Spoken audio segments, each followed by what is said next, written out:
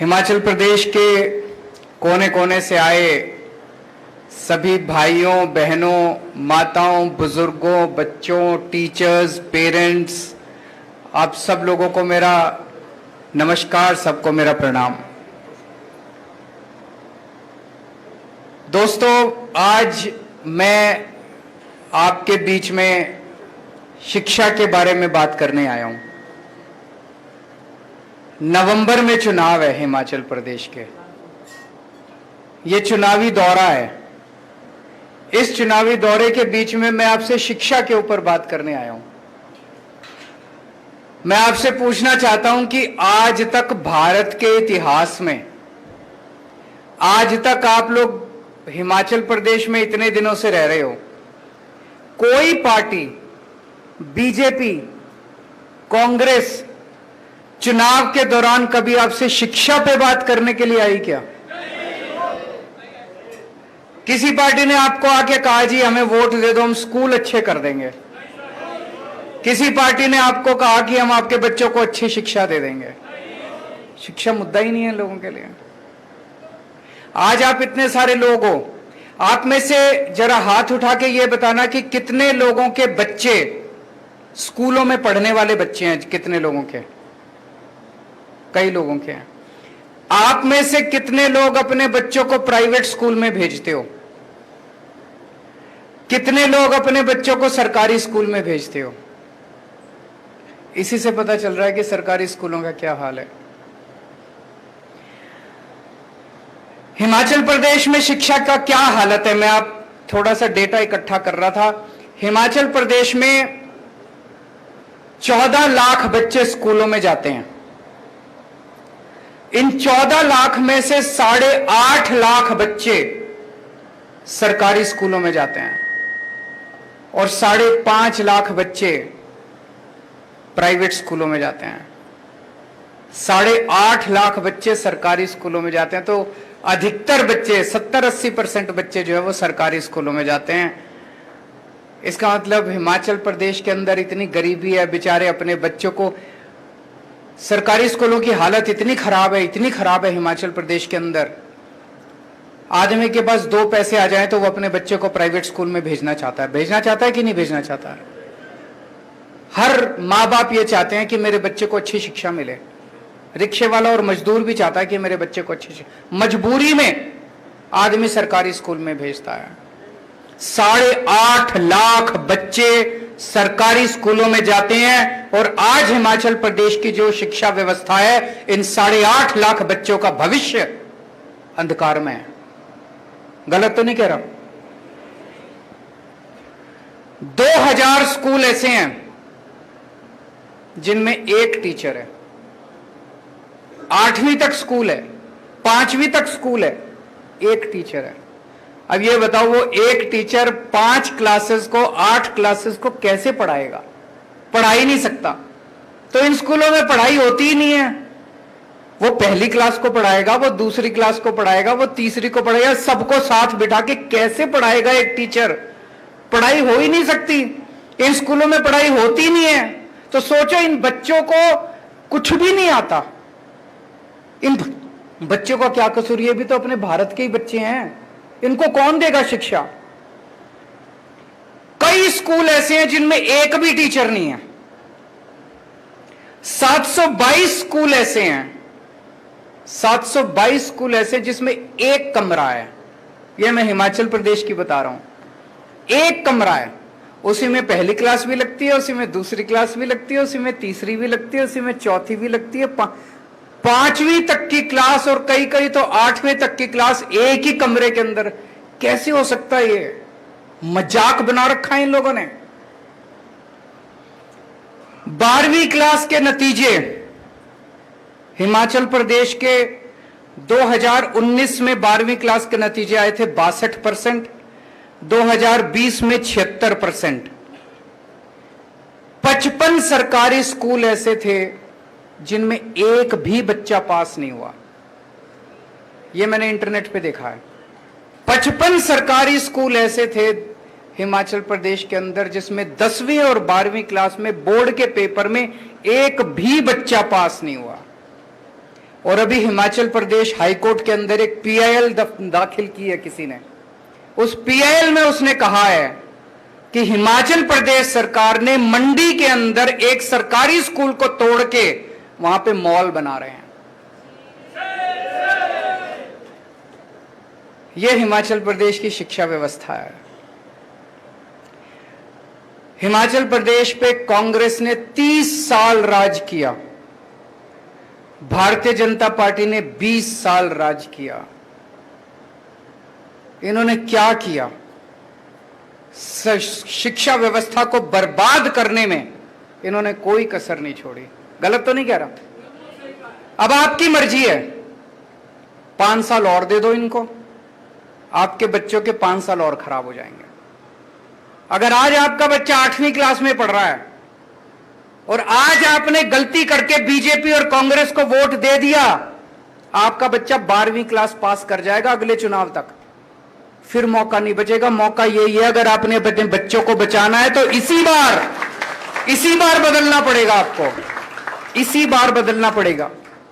8वीं क्लास में अगर आपका बच्चा पढ़ रहा है, वो 12वीं पास कर जाएगा, उसका भविष्य तो गया। उसका भविष्य कौन ठीक करेगा और उसका जिम्मेदार कौन होगा? मां बाप, क्योंकि उन्हें वोट उनको दिया। अभी तक तो हमारे पास मौका नहीं था, जैसे हमारे सुरजीत जी ने कहा, एक बार बीजेपी थी, एक बार करते क्या मरते, कभी बीजेपी को दे दो, कभी कांग्रेस को दे दो। इस बार तो मौका है, इस बार तो अपने बच्चों को बचा लो, इस बार तो अपने बच्चों का भविष्य बचा लो। देखो जी, मेरे को पॉलिटिक्स करनी नहीं आती, मेरे को राजनीति करनी नहीं आती, मेरे को भी नहीं आती, भगवंत भाई को भी नहीं आती। हम लोगों को राजनीति करनी नहीं आती, काम करना आता है। देश के लिए समर्पित हैं, देश के लिए हमारी जान भी हाजिर है। सुबह से शाम तक केवल हम यही सोचते हैं। पिछले 7 साल में दिल्ली में मैं काम कर रहा हूं और पिछले 3 महीने में आपने मान साहब की झलकियां देख ली कि किस तरह से रोज एक बार ये सुबह बैठ जाते हैं, एक सुबह अनाउंसमेंट आ जाता है पंजाब के अंदर, एक शाम को आ जाता है। इतना काम हो रहा है, इतना काम हो रहा है। दिल्ली के अंदर जब हमारी सरकार बनी थी जी 2015 में, दिल्ली के सरकारी स्कूलों का यही हाल था जो हिमाचल प्रदेश के, और ज्यादा बदतर हाल था। टॉयलेट्स के नाम पे कुछ भी नहीं था। एक बेचारी बच्ची अगर अपने घर से स्कूल आ जाए और उसको बाथरूम जाना पड़े तो वापस घर जाना पड़ता था, वो टॉयलेट नहीं जा सकती थी, इतना बुरा हाल था। किसी स्कूल के अंदर टॉयलेट का इंतजाम नहीं था। दिल्ली सरकार के स्कूलों में पानी का इंतजाम नहीं था, जाले लगे पड़े थे दीवारों पे, दीवारें टूटी पड़ी थी, छत चू रही थी, छत नीचे डेस्क नहीं थे, टाट पे बैठते थे बच्चे, घंटे भर आते थे, फिर खेलते कूदते बाहर, कोई सिक्योरिटी गार्ड नहीं था। बुरा हाल था एजुकेशन का। और सरकारी स्कूलों के नतीजे तो माशाल्लाह ना ही पूछो। टीचर्स आते थे, घंटे भर के अंदर वो भी घर चले जाते थे। जैसे हिमाचल प्रदेश के अंदर है, अगर किसी के पास 2 पैसे आ जाए तो अपने बच्चे को प्राइवेट में भेजना चाहता है, वही हाल सरकारी स्कूलों का था दिल्ली के अंदर। जिसके पास, रिक्शे वाले के पास, मजदूरों के पास, में राजनीति में आने के पहले मैं एनजीओ में काम करता था, समाज सेवा का काम करता था, झुग्गियों, दिल्ली की झुग्गी बस्तियों में काम किया करता था। उन झुग्गी बस्तियों के अंदर मैं देखता था कि एक रिक्शे वाला भी, एक मजदूर भी कोशिश करता था, यार एक टाइम का रोटी कम खा लेंगे लेकिन अपने बच्चों को स्कूल, अच्छे प्राइवेट स्कूल में भेज देते हैं। कोई सरकारी स्कूल में नहीं भेजना चाहता था। हमारी सरकार आई, हमने एक सपना देखा था, मैंने, मनीष सिसोदिया जी ने, हमने तय किया यार कुछ भी हो, ये सरकारी स्कूल ठीक करने अपने को। दिल में ये सपना तो था, लेकिन ये भी था कि करेंगे कैसे, होएगा कैसे, कर पाएंगे क्या। तो हमने आते ही तय कर लिया कि दिल्ली सरकार का 25% बजट शिक्षा पे खर्च होगा। सबसे पहले तो हमने ये अनाउंस कर दिया कि दिल्ली सरकार का 25% बजट शिक्षा पे, और आज तक चला आ रहा है। दिल्ली सरकार का 25% शिक्षा पे खर्च होगा। लगभग हर साल 10,000 करोड़ से लेके 15,000 करोड़ तक हम शिक्षा पे खर्च कर रहे हैं। 7 साल हो गए, आप कैलकुलेट कर लो, 80 से 85,000 करोड़ रुपए हम शिक्षा पे, स्कूलों पे खर्च कर चुके हैं अभी तक। 80 से 85,000 करोड़। और ये सारा पैसा खर्च करवाया है, ये मेरी जेब में नहीं गया, ये किसी नेता की, अफसरों की जेब में नहीं गया। वहां से हमारी शुरुआत हुई और आज मुझे कहते हुए गर्व है कि दिल्ली के सरकारी स्कूल इतने शानदार हो गए हैं। दिल्ली के सरकारी स्कूल इतने खराब थे, हमने सारी बिल्डिंगें तोड़ तोड़ के नई बिल्डिंगें बनाई हैं, शानदार बिल्डिंगें बनाई हैं, स्विमिंग पूल बनाए हैं सरकारी स्कूलों के अंदर, लिफ्टें हैं सरकारी स्कूलों के अंदर, बिल्कुल नए सारे, लगभग 1100 1150 स्कूल हैं, सारे नए स्कूल बना दिए हम लोगों ने, तोड़ के नए स्कूल बनाए हैं। स्कूल बनाना तो आसान था, नतीजे लाना बड़े मुश्किल है। इस साल 12वीं क्लास में हिमाचल प्रदेश में मैंने बताया 2019 में 62% नतीजे आए थे। दिल्ली के अंदर 99.7% नतीजे आए हैं सरकारी स्कूलों के, गवर्नमेंट स्कूल्स के 99.7% नतीजे। सुना था कभी भारत के इतिहास में 1947 के बाद से लेके आज तक मेरे को लगता नहीं किसी भी सरकार के टाइम में सरकारी स्कूलों के नतीजे 99.7% आए हैं। जब हमारी सरकार बनी, मैंने बताया कि अगर किसी के पास 2 पैसे हो, वो अपने बच्चे को सरकारी स्कूल से निकाल के प्राइवेट स्कूल में भर्ती कराता था। हिमाचल प्रदेश के अंदर भी किसी के पास भी 2 पैसे हो, वो अपने बच्चे को निकाल के प्राइवेट स्कूल में भर्ती कराना चाहता है। दिल्ली के अंदर हवा उल्टी बहने लग गई है। दिल्ली के अंदर 4 लाख बच्चों ने अपने नाम प्राइवेट स्कूल से कटवा के सरकारी स्कूलों के अंदर भर्ती करवाए हैं। भाई साहब, ये चमत्कार से कम नहीं है।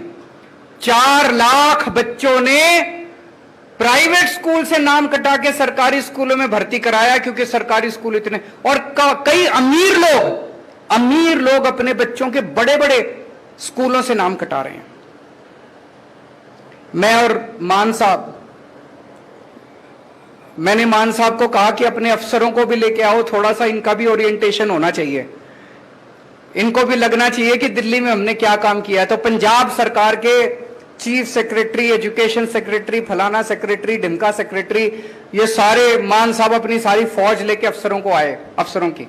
हमने इनको स्कूल घुमाए, दिल्ली सरकार के सरकारी स्कूल। तो एक क्लास में हम घुसे तो इनका एक अफसर बच्चों से पूछता है, बच्चे क्लास में बैठे थे, उन बच्चों से पूछता है, आप में से प्राइवेट स्कूल छोड़ के कौन कौन आए? तो कई बच्चों ने हाथ उठाया, जी हम प्राइवेट स्कूल से नाम कटा के आए। तो उन्होंने एक बच्चे से पूछा, बेटा आप कौन से प्राइवेट स्कूल से आए? वो बच्चा कहता है Saint Columbus. Saint Columbus Delhi का सबसे बड़ा प्राइवेट स्कूल है, सबसे, मतलब कहते हैं ना जिसमें कि एडमिशन लेना इम्पॉसिबल, सबसे शानदार प्राइवेट स्कूल है सेंट कोलंबस से भी, डीपीएस से भी, इधर से भी उधर से भी लोग अपने बच्चों के नाम कटा के सरकारी स्कूल में भर्ती करा रहे हैं। आज अगर कोई मेरे से पूछता है, अरविंद जी 7 साल में आपने सबसे अच्छा काम क्या किया? भाई साहब, हमने बच्चों के 16 लाख बच्चे मेरे सरकारी स्कूलों में पढ़ते हैं, इन 16 लाख बच्चों की मैंने जिंदगी बना दी। अब आपसे एक मौका मांगने आया हूं, ये 8.5 लाख बच्चे जो सरकारी स्कूलों में पढ़ रहे हैं, इनकी भी जिंदगी बनानी है कि नहीं बनानी है? चाबी आप लोगों के हाथ में, आप ही कुछ कर सकते हो। आ रहा हूं मैं, अब मैं आपको बताता हूं। आईआईटी का नाम सुना है सब लोगों ने? आईआईटी है Indian institute of technology, engineering college है। उसमें एडमिशन लेना बहुत मुश्किल है, सबसे बेस्ट इंजीनियरिंग कॉलेज है, देश में नहीं पूरी दुनिया के अंदर उनका नाम माना जाता है। पहले 100 दुनिया के इंजीनियरिंग कॉलेजेस में आईआईटी आते हैं हमारे देश के। मैं भी आईआईटी से हूं। बड़ा मुश्किल है, मेरे को पता है मैं कितनी मेहनत करी थी, मैंने कितने रात दिन पढ़ना पड़ता है, बड़ी मुश्किल है। बड़े आपको जान के ताज्जुब होगा जी, पिछले 2-3 साल से 400 से ज्यादा बच्चे हर साल हमारे आईआईटी की परीक्षा पास कर रहे हैं, सरकारी स्कूलों के, गवर्नमेंट स्कूल के। हिमाचल प्रदेश के अंदर 55 स्कूल ऐसे हैं जिसमें एक भी बच्चा 12वीं पास नहीं कर रहा। दिल्ली के अंदर दिल्ली सरकार के स्कूलों के 400 बच्चे आईआईटी की परीक्षा पास कर रहे हैं। ये बड़ी बात है, बहुत बड़ी बात है। और मैं एक उदाहरण देना चाहता हूं। एक बच्चा है राजीव राय, इसका इस साल आईआईटी गुवाहाटी में मैकेनिकल इंजीनियरिंग में एडमिशन हुआ है। आईआईटी गुवाहाटी में मैकेनिकल, सरकारी, हमारे दिल्ली सरकार के 12वीं क्लास से पास हुआ, उसने परीक्षा दी और उसको आईआईटी गुवाहाटी में मैकेनिकल इंजीनियरिंग। उसके पिताजी एक छोटे से मैकेनिक हैं। सड़क के किनारे एक वो पॉलीथीन की शीट लगा के उसके नीचे बैठ के मैकेनिक का काम करते हैं, सड़क के किनारे, जैसे वो रेडी पटरी वाले होते हैं उसी तरह के। 9,000 रुपए महीने मुश्किल से कमाते हैं। पिताजी तीसरी पास हैं, माताजी पढ़ी नहीं हुई, अनपढ़ है। ये लड़का आईआईटी गुवाहाटी से मैकेनिकल इंजीनियरिंग करने के बाद इसको जो शुरुआती तनख्वाह मिलेगी, कम से कम 2 लाख रुपए महीने की तनख्वाह इसको मिलेगी। अब आप सोच के देखो कि अगर दिल्ली सरकार के स्कूल अच्छे नहीं हुए होते तो क्या होता। क्या राजीव राय आईआईटी में जा सकता था? मैं इसकी काबिलियत पे वो नहीं कर रहा, हो सकता चला भी जाता, मैं वो नहीं कह रहा, लेकिन जो सुविधाएं मिली और जो कुछ मिला, क्या राजीव राय जैसे इतने बच्चे जो आज इंजीनियरिंग कर रहे हैं, क्या वो जा सकते थे? नहीं जा सकते थे। वो मैकेनिक का बेटा हो सकता है मैकेनिक अपने पिताजी की दुकान में ही काम करने के लिए मजबूर हो जाता। हो सकता है उसके पिताजी बीच में उसकी पढ़ाई छुड़वा देते, कहते बेटा पढ़ाई तो होती नहीं है तो टाइम क्यों खराब कर रहा है, मेरे साथ दुकान पे बैठा कर, 2 पैसे तो कमाएगा। ऐसे ही होता है ना गरीब परिवारों में। क्या राजीव राय आईआईटी में जा सकता था? नहीं जा सकता था। ऐसे कितने ही बच्चे हैं, आप सोच के देखो। इन सब बच्चों के घरों की गरीबी दूर हो रही है। अब 1.5 लाख बच्चे हर साल मेरे 12वीं क्लास से निकलते हैं सरकारी स्कूलों में। इन 1.5 लाख बच्चों का पहले भविष्य अंधकार में था, अब मैं दावे के साथ कह सकता हूं ये 1.5 लाख बच्चे, मैं ये नहीं कह रहा सारे इंजीनियर बन जाएंगे, इनमें से कई इंजीनियर बनेंगे, कई डॉक्टर बनेंगे। और इन बच्चों को हम बिजनेस करना सिखा रहे हैं 11वीं 12वीं क्लास में। मैं अभी बताऊंगा आपको, एक भी बच्चा बेरोजगार नहीं रहने वाला, एक भी बच्चा बेरोजगार नहीं रहने वाला। मैं शर्ती आपको बोल देता हूं, ऐसा तैयार कर रहे हैं हम इन बच्चों को। 1.5 लाख बच्चे, गरीबों के बच्चे, इन बच्चों का भविष्य बन गया। हमने अब हमारे स्कूल तो बहुत अच्छे हो गए, हमने कई सारे एक्सपेरिमेंट्स आजकल स्कूल में शुरू किए हैं कि जब हमारे बच्चे स्कूल से निकले, सरकारी स्कूलों से, वो एक अच्छा इंसान बने, अच्छा नागरिक बने और अपना पेट पालने लायक बने। ये नहीं बीए कर ली, बीकॉम कर ली, एलएलबी कर ली और नौकरी नहीं मिल रही। नौकरी ढूंढ रहे हैं, सारे जने नौकरी ढूंढ रहे हैं। ये अंग्रेजों ने व्यवस्था बनाई थी, अंग्रेज व्यवस्था बना के गए थे, सबको क्लर्क बना दिया, सारे देश को क्लर्क बना दिया, सारे क्लर्क बनने की नौकरी ढूंढ रहे हैं। अरे हमारे देश के अंदर इतना इंटेलिजेंस है, इतना हमारे देश के अंदर पोटेंशियल है, हमारे बच्चे इतने अच्छे हैं। हमने एक एक्सपेरिमेंट शुरू किया, 11वीं और 12वीं क्लास के हर बच्चे को हमने 2-2 हजार रुपए दे दिए सरकार की तरफ से। हर बच्चे को 2-2 हजार रुपए दे दिए। हमने कहा अब इससे बिजनेस करो, कुछ भी सोचो कि क्या बिजनेस कर सकता हूं मैं। टीम बना लो, मान लो 4 बच्चों ने टीम बना ली तो 2-2 हजार मिला के 8 हजार हो गए। 8 बच्चों ने टीम बना ली, 16 हजार हो गए। अब तुम उससे बिजनेस करो। ऐसे बच्चों ने टीम बना बना के अपने बिजनेस आइडियाज किए हैं। 52,000 बिजनेस आइडियाज हमारे पास आए हैं, 52,000 इन स्कूलों में से। मैं आपको एक छोटा सा उदाहरण देना चाहूंगा, आपको सुन के मजा आएगा। हर्ष एक लड़का है, इसने अपने 8 बच्चों को इकट्ठा किया तो 16,000 रुपए हो गए, 2-2 रुपए मिला के। ये 16,000 रुपए से इन लोगों ने एक नई किस्म की खाद बनाई, कूड़े से खाद बनाई नई किस्म की, और उस खाद को इन्होंने 16,000 रुपए की खाद बनाई, इसको बेचा। व्हाट्सएप पे, फेसबुक पे जाके लोगों को कांटेक्ट किया। इन्होंने 6 महीने के अंदर 64,000 रुपए कमा लिए। 16,000 के 64,000 हो गए। फिर ये जितने बच्चे थे जिनके अच्छे अच्छे आइडियाज थे, हमने देश के कई अमीर लोगों को बुलाया एक 5 स्टार होटल में, और वहां हमने इन सरकारी स्कूल के बच्चों को कहा कि आप इनके सामने अपना आइडिया प्रेजेंट करो। आपने टीवी में देखा, एक बिजनेस ब्लास्टर्स प्रोग्राम हमने किया था। बच्चों ने 11वीं 12वीं के हमारे बच्चे देश के सबसे अमीर लोगों के सामने प्रेजेंटेशन कर रहे हैं। आप सोच के देखो क्या कॉन्फिडेंस लेवल है हमारे बच्चों का।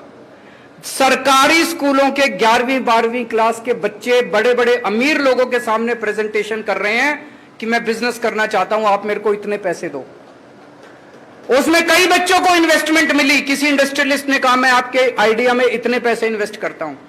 हर्ष, जिसका मैंने अभी बताया, इसके पिताजी एक सरकारी स्कूल के अंदर सफाई करते हैं, सफाई कर्मचारी हैं, बहुत गरीब परिवार से आता है। इसकी 8 लोगों की टीम को 16 लाख रुपए की इन्वेस्टमेंट मिली इंडस्ट्रियलिस्ट से। अब ये सारे बच्चे तैयार हो रहे हैं भारत मां का नाम रोशन करने के लिए, आगे बढ़ने के लिए। हमें हिमाचल प्रदेश के बच्चों को तैयार करना है कि नहीं करना है? चाबी आप लोगों के हाथ में है जी। अभी सबसे पहले जो क्वेश्चन मेरे से पूछा गया, एक बहन ने पूछा जी प्राइवेट स्कूल वालों ने बड़ी लूट मचा रखी है, खूब फीस लेते हैं। दिल्ली में भी यही था। सरकारी स्कूलों का बुरा हाल है। हर माँ बाप अपने बच्चे को अच्छी शिक्षा देना चाहता है, हर माँ बाप अपने बच्चे को प्राइवेट स्कूल में भेजता है, और प्राइवेट स्कूल वालों को पता है कि जो मर्जी ले लो, माँ बाप की तो चलती नहीं है, कर क्या लेंगे बेचारे। कोई माँ बाप अगर थोड़ी सी आवाज उठाते तो धमकी देते, तेरे बच्चे को निकाल देंगे स्कूल से, ले जा अपने बच्चे को। माँ बाप को लगता है यार कहाँ में एडमिशन कराना कोई आसान थोड़ी है आजकल प्राइवेट स्कूलों में। तो मजबूरी में सारे पेरेंट्स जो हैं वो, और सरकार क्या करती है, सरकार के आधे मंत्रियों के तो अपने ही प्राइवेट स्कूल होते हैं कि नहीं होते? बड़े बड़े स्कूल जितने सारे नेताओं के हैं, और या ये सारे नेताओं के साथ साठगांठ करते हैं, पार्टी में चंदा देते हैं ये लोग। हमारी पार्टी ईमानदार है, ना तो हमारे किसी मंत्री का स्कूल और ना हमारी पार्टी किसी प्राइवेट वाले से चंदा लेती। हमने दिल्ली में आने के बाद ब्लैंकेट बैन कर दिया, कोई फीस नहीं बढ़ाई जाएगी। केवल बैन नहीं करा, हमने दिल्ली के सारे प्राइवेट स्कूलों का ऑडिट करा दिया। चार्टर्ड अकाउंटेंट्स भेज के चार्टर्ड अकाउंटेंट्स की टीम बना दी, ऑडिट करा दिया। भाई साहब को जान के ताज्जुब होगा, कई दिल्ली के बड़े बड़े, नाम लेना ठीक नहीं है, बड़े बड़े स्कूल ऐसे निकले 40 करोड़ 50 करोड़ की एफडी बना रखी है। अरे तुम एफडी बनाने के लिए स्कूल चला रहे हो? एफडी बना रखी है, 50 करोड़ रुपए की एफडी बना के बैठे और फीस पे फीस बढ़ाए जा रहे हैं। भारत के इतिहास में पहली बार हुआ, हमने एफडी तोड़ाई और पिछले 5 साल में जितने बच्चे स्कूल में पढ़े हैं सबके पैसे वापस कराए हमने। पैसे वापस कराए हम लोगों ने। कभी सुना है कि प्राइवेट स्कूल में पढ़ने वाले बच्चों के चेक वापस उनके अकाउंट में पैसे वापस आए? हमने फीस नहीं बढ़ने दी, 7 साल तो हो गए। अभी पंजाब के अंदर मान साहब ने सरकार संभाली है, अप्रैल के पहले हफ्ते में स्कूल फीस बढ़ाते हैं। इन्होंने ऑर्डर जारी कर दिए, कोई फीस नहीं बढ़ाएगा कोई स्कूल। ये स्कूल वाले ये भी कहते हैं ना, यूनिफॉर्म स्कूल से ही लेनी है, किताबें स्कूल से ही लेनी है, मनमर्जी कर रखी है इन्होंने, अनाप शनाप पैसे कम। इन्होंने ऑर्डर कर दिए कोई स्कूल से नहीं लेनी, जहां से मर्जी यूनिफॉर्म लो, कोई किताबें स्कूल से नहीं लेनी, जहां से मर्जी लो, और कोई फीस नहीं बढ़ाएगा। और अभी ये बता रहे थे पिछले हफ्ते कुछ स्कूलों ने इनके ऑर्डर की अनदेखी करके कल उन्होंने फीस बढ़ा दी। आज इन्होंने ऑर्डर जारी कर दिया, सबकी फीस वापस कम करा दी इन्होंने। सरकार ईमानदार चाहिए, सरकार जनता के प्रति जवाबदेह चाहिए। अगर ईमानदार सरकार आएगी, मजाल कोई जनता को लूट ले, तो दोस्तों, मैं केवल दिल्ली के लोगों ने अपने बच्चों का भविष्य केवल एक वोट से बदल लिया। एक वोट दिया था दिल्ली के लोगों ने 2014 में, 15 में हमको। आज दिल्ली के लोगों का, बच्चों का भविष्य बदल गया। अब दिल्ली की जनता ने बाकी सारी पार्टियों को, कांग्रेस के तो 0-0 सीट आ रही है हर बार, और बीजेपी वालों की पहले 3 आई, इस बार 8 सीट आई। जनता इतना प्यार करती है आम आदमी पार्टी से। आप भी अपने बच्चों का भविष्य बदल सकते हो, बटन दबा के, बटन बदल के। मान साहब कह रहे हैं पिछली बार जो बटन दबाते थे, बटन बदल दो, बटन दबा के। आपका अपने बच्चों का भविष्य आपके हाथ में है। जैसा मैंने कहा कि टाइम, आप कई बार, कुछ लोग कहते हैं हाँ अरविंद जी अच्छा कर रहे हो, अगली बार देखेंगे। अरे मैं तो यही हूं, तुम्हारे बच्चों का क्या होगा? मेरा तो देख लेना, पहले अपने बच्चों का देख लो। मैं अपने लिए नहीं आया, मेरे को कोई इच्छा नहीं है। मैं इनकम टैक्स में पहले कमिश्नर की नौकरी किया करता था, अच्छा खासा काम कर रहा था। वो छोड़ के मैं दिल्ली की झुग्गियों के अंदर काम करने लगा। कई साल झुग्गियों में काम किया मैंने। उसके बाद दिल्ली का मुख्यमंत्री बन गया। 49 दिन के अंदर कुर्सी छोड़ दी। मेरे ख्याल से दुनिया के इतिहास में पहला एक मूर्ख मुख्यमंत्री मैं ही होऊंगा जो 49 दिन के अंदर। सत्ता के लिए नहीं आए हम, येन केन प्रकारेन सत्ता ले लो, जाति के नाम पे, धर्म के नाम पे, पैसे बांट के, दारू पिला के, वो सब नहीं करते हम। दिल के अंदर देश धड़कता है हमारे, देश के लिए काम करें। तकलीफ होती है। अगर हमने 5 साल में दिल्ली के स्कूल ठीक कर दिए, ये कांग्रेस वालों ने 30 साल राज किया हिमाचल प्रदेश के अंदर, ये नहीं कर सकते थे? 20 साल बीजेपी ने राज किया, ये नहीं कर सकते थे? अब ये आके कहेंगे एक और मौका दे दो। हम आपसे एक और मौका नहीं मांगेंगे, हम तो कह रहे हैं बस एक ही मौका दे दो, दोबारा मत देना। एक ही मौका दे दो, दोबारा मत देना। अभी एक भाई साहब बता रहे थे पेपर बड़े लीक होते हैं। भाई साहब कुछ तो गड़बड़ है। मैं हरियाणा गया, वहां भी बीजेपी की सरकार है, वहां भी खूब पेपर लीक होते हैं। गुजरात गया, वहां भी बीजेपी की सरकार है, वहां भी खूब पेपर लीक होते हैं। सारे पेपर लीक, दिल्ली में नहीं होते। क्या चक्कर है जी? पता नहीं लीक होते हैं या लीक करवाते हैं ये लोग। वो मैं हमेशा कहता हूं, वो Guinness book of world record में आ रहा है इनका नाम, बीजेपी वालों का। सबसे ज्यादा पेपर लीक करवाने वाली पार्टी पूरी दुनिया के अंदर वर्ल्ड रिकॉर्ड बना रहे हैं। क्यों? इनकी नीयत खराब है। अंत पंत में सारी चीज इसी बात पे आ जाती है, आपकी नीयत कैसी है। इनकी नीयत खराब है, हमारी नीयत साफ है। हमारे पेपर लीक नहीं होते, इनके सबके पेपर लीक हो जाते हैं। तो दोस्तों, मैं आपको अच्छी शिक्षा दूंगा, आपके बच्चों को रोजगार दूंगा, इस बात पे वोट मांगने के लिए आया हूं। और आज मैं चैलेंज करता हूं इन सारी पार्टियों को, हिम्मत है तो तुम शिक्षा के नाम पे वोट मांग के दिखा दो। हिम्मत है तुम रोजगार के नाम पे वोट मांग के दिखा दो। मैं शिक्षा के नाम पे, स्वास्थ्य के नाम पे, इसके नाम पे वोट मांगने के लिए आया हूं। जैसा मैंने कहा, मेरे को राजनीति करनी नहीं आती, पॉलिटिक्स करनी नहीं आती। आपको गंदी राजनीति चाहिए, उनके पास चले जाना। आपको भ्रष्टाचार चाहिए, उनके पास चले जाना। आपको दंगे चाहिए, उनके पास चले जाना। आपको गुंडागर्दी चाहिए, उनके पास चले जाना। अगर आपको अपने बच्चों का भविष्य बनाना है, मेरे पास आ जाना। मैं गारंटी देता हूं एक एक बच्चे का भविष्य बना दूंगा। तो दोस्तों, आपने इतना मौका उन लोगों को दिया, 30 साल कांग्रेस को दिए, 20 साल बीजेपी को दिए। एक मौका